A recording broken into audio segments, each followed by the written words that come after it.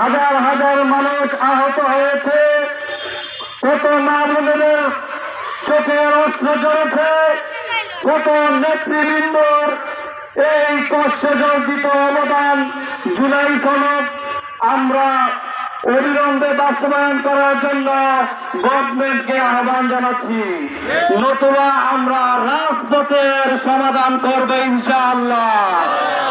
আপনারা জানেন জুলাই সনদের পাশাপাশি আমরা চাই হচ্ছে বাংলাদেশে পিআর পদ্ধতিতে নির্বাচন হলে গত নির্বাচনে যত কারচুপি হয়েছে, জোর জবরদস্তি হয়েছে, বাংলাদেশে জোর জবরদস্তি আর কারচুপি মেনে নেওয়া হবে না। এজন্য অবিলম্বে সরকারকে দাবি করতে চাই, আপনারা পিআর দিয়ে বাংলাদেশের জনগণের পালস পূজন নতুবা জনগণকে সামনে নিয়ে দুর্বার আন্দোলন করে তুলব ইনশাআল্লাহ।